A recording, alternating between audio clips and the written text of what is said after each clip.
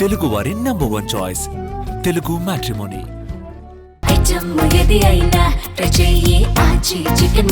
ఆచి చికెన్ మసాలా. తప్పు చేయడం, కోర్టుకు వెళ్ళి గ్యాగ్ ఆర్డర్ తెచ్చుకోవడం, ఆ తర్వాత దొరికిపోవడం, ఇది వైసీపీ ట్రాక్ రికార్డ్ అని చెప్పేసి ఎవరు మాట్లాడారు తెలుసా?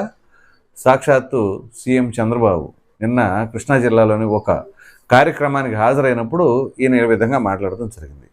ఇందుకు ఏం జరిగింది, ఏ సందర్భంలో ఈ విషయాలు మాట్లాడవలసి వచ్చింది అనేది మీకు తెలియజేస్తాను.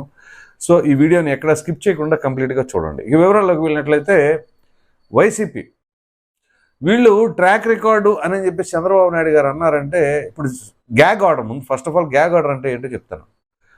కోర్టుకు వెళ్ళే ఎవరైనా సరే గ్యాగ్ ఆర్డర్ కోసం పిటిషన్ వేశారు అంటే ఏదైనా ఒక అంశం ఉంటే ఆ అంశాన్ని ఇంకా ఎప్పుడు ఎవరు కూడా లేవనెత్తకూడదు, పబ్లిక్ ప్లేసుల్లో కానీ ఎక్కడైనా సరే దాన్ని యూజ్ చేయకూడదు ఆ టాపిక్ని అని చెప్పేసి ఆ కోరడాన్నే గ్యాగ్ ఆర్డర్ అంటారు. ఒకవేళ కోర్టు కనుక దానికి స్పందించి ఓకే అని అంటే ఇక దానికి సంబంధించి ఎక్కడ ఎవరు మాట్లాడకూడదు. సో ఇది ఇప్పుడు ఎందుకు వచ్చింది అని అంటే, స్వామివారి ప్రసాదానికి సంబంధించి ఒకరు కోర్టుకు వెళ్ళారు గ్యాగ్ ఆర్డర్ కోసం. అది ఎవరు కూడా చెప్తాను. సో దానికంటే ముందు ఈ గ్యాగ్ ఆర్డర్లో అంటే ఈ ట్రాక్ రికార్డ్ అన్నప్పుడు గతంలో కూడా జరిగి ఉండాలిగా. ఆ గతంలో జరిగి ఉండే వాటిల్లో ప్రధానంగా ఏంటి అంటే వైఎస్ వివేకానంద రెడ్డి గారి హత్య. ఇది అత్యంత కీలకమైనది. ఎందుకు అంత కీలకమైనది అంటున్నానంటే, తాజాగా సిబిఐ కూడా ఇక మనం దర్యాప్తు చేయాల్సిన పనేమి లేదు అని చెప్పేసి అంది. సో అమ్మయ్య అని ఊపిరి పీల్చుకున్నారు ఎవరు? అసలు ఎవరైతే నేరస్తులు దోషులు ఉన్నారో అది సిబిఐ చెప్పలేదు, కోర్టు ఇంకా నిర్ధారించలేదు కాబట్టి మనం పేర్లు చెప్పుకోలేము, చెప్పుకున్న ఉపయోగం లేదు. కానీ ఎవరైతే ఉన్నారో వారికి తెలుసు కదా నేరస్తులు ఎవరు అనేది. సో వాళ్ళు ఊపిరి పీల్చుకున్నారు, అబ్బా మనం ఏదైతే అనుకున్నామో ప్రశాంతంగా ఆ రకంగా జరిగింది, సిబిఐ బ్రహ్మాండంగా మనం చెప్పినట్టు ఏందనుకున్నా సరే రీజన్ ఏదైనా కానీ. ఇది 2019 మార్చి 15వ తేదీన ఈ హత్య జరిగినప్పుడు దీనికి సంబంధించిన దాంట్లో అప్పట్లో ఫస్ట్ ఏం జరిగిందండి, ఏం చెప్పారు? సాక్షాత్ విజయసాయి రెడ్డి ఏం చెప్పారు బయటకు వచ్చి ప్రెస్ మీట్లో? గుండెపోటుతో మరణించారు. ఆ తర్వాత ఏమైంది? రక్తపు వాంతులు. ఆ మర్నాడికి ఏం చేశారు? నారాసుర రక్త చరిత్రాన్ని పెద్ద పెద్ద అక్షరాలతో చంద్రబాబు నాయుడు గారి చేతిలో గొడ్డలు పెట్టి సాక్షి మీడియాలో తాటికి అంత అక్షరాలతో ప్రచురించారు. సరే, చంద్రబాబు నాయుడు గారు దాన్ని పట్టించుకోలేదు. ఎందుకు పట్టించుకోలేదు? దానిపైన పరువు నష్టం దావా ఎందుకు వేయలేదు? ఇక అవన్నీ సపరేట్ ఇష్యూ. కానీ అప్పట్లో ఆ రకంగా నారసు రక్త చరిత్ర అన్నారు, గుండెపోటు అన్నారు, లేకపోతే గొడ్డలపోటుగా ఎవరు చెప్పలేదు. ఇంతవరకు బాగుందా? కానీ ఆ 2019 ఎన్నికల సమయంలోనే కోర్టుకు వెళ్ళి గ్యాగ్ ఆర్డర్ తెచ్చారు జగన్మోహన్ రెడ్డి. ఎందుకు తీసుకొచ్చారు? అసలు ఆ అంశాన్ని ఎవరు లేవనెత్తకూడదు అన్నారు.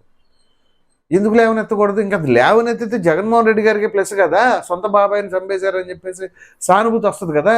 కానీ మరి గ్యాగ్ ఆర్డర్కి ఎందుకు వెళ్ళారు? మరి ఈ లాజిక్ ఏంటి?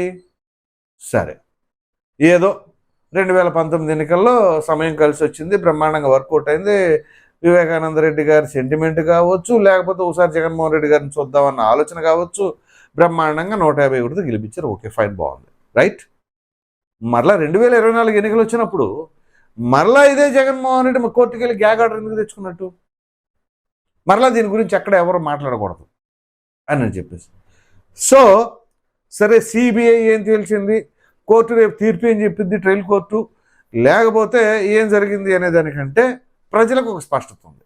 అసలు ఏం జరిగి ఉండొచ్చు, ఏంటి, ఎవరెవరు, ఏం జరిగి ఉంటుంది అని. ఇక ఇప్పుడు అది ట్రాక్ రికార్డు. మరి ప్రజెంట్ సిచ్యువేషన్ ఏంటి? స్వామివారి ప్రసాదానికి సంబంధించింది ఏదైతే నెయ్యి లాంటి పదార్థంతో ప్యూర్ కెమికల్స్తో తయారు చేశారు అని చెప్పేసి ఇటీవల వరుసపెట్టి కొన్ని నెలలుగా, ఈ మధ్యకాలంలో ఈ బడ్జెట్ సమావేశాలు ప్రారంభమైనప్పటి నుంచి ఇంకా బాగా పెరిగిపోయింది. అది అలా ఉంటే ఇప్పుడు దీనిపైన కూడా ఓ వ్యక్తి గ్యాగ్ ఆర్డర్ తీసుకురావడానికి వెళ్ళారు. అతను ఎవరో చెప్తా. సో నిన్న నుంచి ఇది పెద్ద వైరల్ అయింది. లడ్డు వ్యవహారంలో దాఖలైన పిటిషన్ను సుప్రీంకోర్టు కొట్టేసింది. రాజ్యాంగ పదవుల్లో ఉన్నవారు ఈ వ్యవహారంపై కామెంట్లు చేయకుండా నిలువరించాలని మానూరు శ్రీనివాస్ అనే వ్యక్తి పిటిషన్ వేసిరు. అసలు ఎవరు ఈ మానూరు శ్రీనివాస్? అంత బాధ్యత ఉందా? స్వామివారంటే అంత భక్తి ఉందా? అంత భక్తి ఉన్నప్పుడు మరి పరకామణి చోరీ అప్పుడు ఏం చేశాడో? ఇప్పుడు ఈ విషయంపై నేను గ్యాగ్ ఆర్డర్ ఎందుకు వేశారు? అఫ్కోర్స్ కొంతమంది చెబుతున్న దాని ప్రకారంగా ఏంటి అంటే, ఇతను వైసీపీ అభిమాని. సో అందు గురించి ఆయన గ్యాగ్ ఆర్డర్ కోసం వెళ్ళారు అని చెప్పేసి అంటున్నారు. ఈ కామెంట్లపై సిబిఐ ఎలాంటి దర్యాప్తు జరపలేదని పేర్కొన్నారు. అయితే దర్యాప్తు పెండింగ్లో ఉన్నప్పుడు జోక్యం చేసుకోలేమని సిజిఐ ధర్మాసనం స్పష్టం చేశారు. అది ఆ పిటిషన్ కొట్టేస్తుండడం జరిగింది. సో ఏంటంటే సిబిఐ ఎలాంటి దర్యాప్తు జరపలేదని చెప్పేసి ఆయన పిటిషన్ వేసాడంట. అలాంటప్పుడు దర్యాప్తు పెండింగ్లో ఉన్నప్పుడు ఎలా జోక్యం చేసుకుంటామని పిటిషన్ కొట్టిపడేసింది. సో అన్ని అంశాలు పరిశీలించాక సిబిఐతో సిట్ చేయించామని పేర్కొంది. సో ఏదేమైనా ఉంటే సిబిఐ ముందే చెప్పుకోవాలని సూచించింది. సో అర్థమైంది కదా, ఇక మేము అన్నీ ఆలోచించి సిబిఐని నియమించాము, మీరు ఆగొచ్చు అని చెప్పేసి గట్టిగా చెప్పింది. సో ఇప్పుడు కూడా అదే ఫార్ములానా, తప్పు చేసి దొరికిపోయారు ఇప్పుడు. ఎందుకంటే అసలు మామూలుగా ఎన్డీడీబీ ఇచ్చిన రిపోర్ట్ ప్రకారంగా అక్కడ ఏముంది, ఏం చెప్తుంది ఎన్డీడీబీలో? క్లీన్ చిట్ ఇచ్చిందా వైసీపీకి? మరి జగన్మోహన్ రెడ్డి ఎందుకని క్లీన్ చిట్ ఇచ్చిందని చెప్పాడు? ఓ ప్రక్కనేమో టీటీడీ చైర్మన్గా చేసినటువంటి వైవి సుబ్బారెడ్డి, భువన కరుణాకర్ రెడ్డి ఆయా సందర్భాల్లో వాళ్ళు చెప్పింది ఏంటి, కల్తీ జరగకుండా లేదని చెప్పేసి మేమేం అనట్లేదే అనని. అటు సుబ్బారెడ్డి అన్నాడు, కరుణాకర్ రెడ్డి అన్నాడు. మరి జగన్మోహన్ రెడ్డి ఏంటి క్లీన్ చిట్ ఇచ్చిందంటాడు? ఇది అలా ఉంటే అసలు ఈ కల్తీకి సంబంధించిన అంశం ఎలా బయటకు వచ్చింది? అది మాట్లాడిందే చంద్రబాబు నాయుడు బయటకు తీసుకొచ్చారని చెప్పేసి, అది ఇట్లా జరిగిందని చెప్పేసి. అప్పుడు కదా కుదిపింది రాష్ట్రం అంతా. ఈ న్యూస్ దేశమే, రాష్ట్రం కాదు. మరి అది బయట పెట్టింది ఆయన అయితే, ఆయన చేశాడంటే ఆయన చేసింది ఆయన బయట పెట్టుకుంటాడా?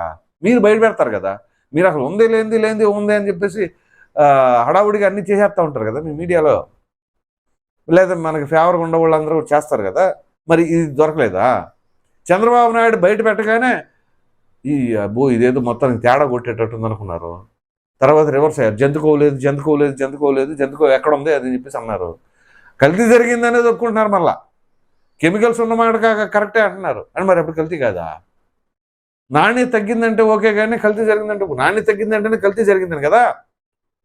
ఈ పిచ్చి లాజిక్లన్నీ ఎవరికి చెబుతారో కానీ చివరికి ఇప్పుడు గ్యాగ్ ఆర్డర్ కోసం ఎందుకు వెళ్ళాడు? మరి స్వామివారి పైన అంత నిజంగా భక్తి ఉంటే ఆ పరకామణి చోరీకి సంబంధించింది దాంట్లో లోక్ అదాలత్లో సెటిల్మెంట్ ఎక్కడ చేస్తారు? పైగా ఈ పెంచలే ఇది మొన్న ఏదో జరిగినట్టుగా తీసుకొస్తున్నాం, మొన్న బయటకు వచ్చినట్టుగా. అది ఆ సమయంలో 2025 జనవరి 11న ఎప్పుడైతే చోటు చేసుకుందో ఆ తర్వాత వరుస పెట్టి అన్ని న్యూస్ పేపర్లలో వచ్చినాయి, దానిపైన చర్యలు తీసుకున్నారు. మరలా తాజాగా ఏదో డివియేట్ చేయడం కోసం ఇట్లాంటి ప్రయత్నాలన్నీ చేస్తారు. ప్రజలేం పిచ్చోళ్ళు కాదు ఏంటి, స్వామివారికి భక్తికి పైన విపరీతమైన భక్తి ఉండట్టు, అంత భక్తి ఉన్న వాళ్ళు ఇంట్లో చెట్టు ఎందుకు చేస్తారు? ఎప్పుడైనా సతీ సమేతంగా వెళ్ళారా? సరే, ఓ భక్తుడికి వెళ్ళమని కోరుకోవట్లా. ఒక ముఖ్యమంత్రిగా పట్టు వస్త్రాలు సమర్పించేటప్పుడు సతీ సమేతంగా వెళ్ళాలి, సమర్పించాలి. మరి ఎప్పుడైనా వెళ్ళారా? ఏ రోజు వెళ్ళలేదే. మరి 2024 సంక్రాంతి సమయంలో 3 కోట్ల రూపాయలు 4 కోట్ల రూపాయలు ఖర్చు పెట్టలేదు. ఎంత సబ్జెక్ట్ కరెక్షన్ 8 కోట్లు. మరి తాడేపల్లిలో డైరెక్ట్గా స్వామివారి సెట్ వేయించుకొని కూర్చున్నారంటే స్వామివారి పట్ల భక్తి ఉన్నట్టుగా పరిగణిస్తారా? ఎలా పరిగణిస్తారు? ఇప్పుడు చేయాల్సిందంతా చేసి రచరచ చేసి శాసన మండలిలో రచ్చబెట్టండి, దానిపైన చర్చ చేద్దాం, అది ఇది అని చెప్పేసి చేసి ఇప్పుడు వెళ్ళి మళ్ళీ గ్యాగ్ ఆర్డర్ తెచ్చారంటే వీళ్ళ యొక్క ఉద్దేశం ఏంటి? ఇక వైసీపీలో ఎవరు మాట్లాడటానికి ముందుకు రావట్లా. బొత్స సత్యనారాయణ గారు చూశారు కదా, మొన్న ఈ మధ్య తనకి అనారోగ్యాల కారణాల వల్ల సమస్యలు పడిపోవడం కానీ, బ్రెయిన్ స్ట్రోక్ వచ్చిందని చెప్పేసి హాస్పిటల్లో జాయిన్ అవ్వడం కానీ ఇవన్నీ జరుగుతూ ఉన్నాయి. ఇక కాస్త కోస్త క్రెడిబిలిటీ ఉన్న క్యాండిడేట్ ఆయనే. ఆయన కూడా ఇక నేనేం మాట్లాడలేను దీనిపైన అని చెప్పేసి ఆయన కూడా సైడ్ అయినట్టున్నారు, కొంచెం అనారోగ్య కారణాలు చూపించే ఉందిలే వాస్తవం అది. సో ఇక ఇప్పుడు వైసీపీలో ఎవరు మాట్లాడలేరు, ఎందుకులే మనం ఇక మాట్లాడే కొన్ని మనమే మైనస్ అయిపోతున్నామని భావించారో ఇప్పుడు రియలైజ్ అయ్యారో తెలియదు. కానీ మొత్తం మీద ఫైనల్గా దీనిపైన గ్యాగ్ ఆర్డర్ కోసం అయితే కోర్టుకు వెళ్ళారు. సుప్రీంకోర్టు సాక్షి కొట్టింది. సో ఆ మానస్ శ్రీనివాస్ అనే వ్యక్తి మరి ఆ రకంగా చేశాడు అంటే దీన్ని బట్టి అర్థం చేసుకోండి. సో ఈ గ్యాగ్ ఆర్డర్లు తెచ్చుకోవడం, దొరికిపోవడం అంటే ఇదే. మరి మీరేమనుకుంటున్నారో అనే అభిప్రాయాన్ని కామెంట్లో తప్పకుండా తెలియచేయండి. Thank you.